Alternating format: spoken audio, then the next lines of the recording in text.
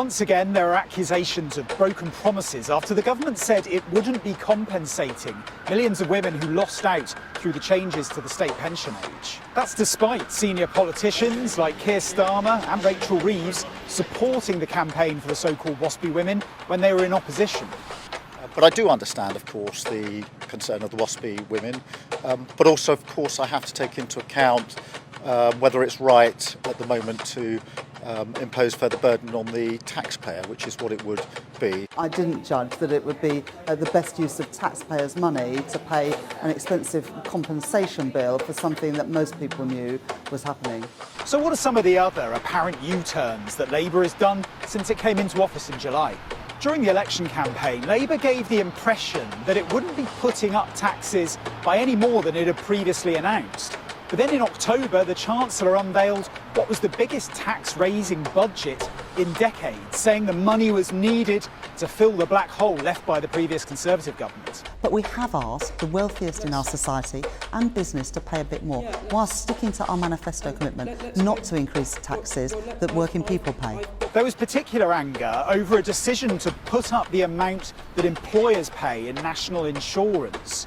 Now, many said that this went against the manifesto promise that said they wouldn't be putting up that tax, but Labour said actually that promise only applied to the employee aspect of it.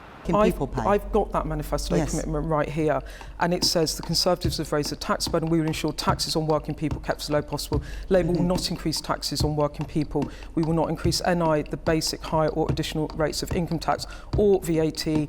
Employers, meanwhile, are paying £25 billion of tax on national insurance. It's a broken manifesto pledge. You say here we will not increase national insurance. Well, it's a broken manifesto pledge. You just read that to me, and the point there was around working people. The budget also saw Rachel Reeves announce changes to how the government measures debt. That basically allowed billions of pounds of extra borrowing. Now, this was welcomed by many, but it wasn't in their election manifesto. Back then, Rachel Reeves talked more about her iron discipline to the fiscal rules. But I can confirm today that we will be measuring debt differently. I'll set out the details to the House of Commons at the budget next week. The introduction of inheritance tax on agricultural land led to protests here in Westminster, as farmers said it threatened their livelihoods.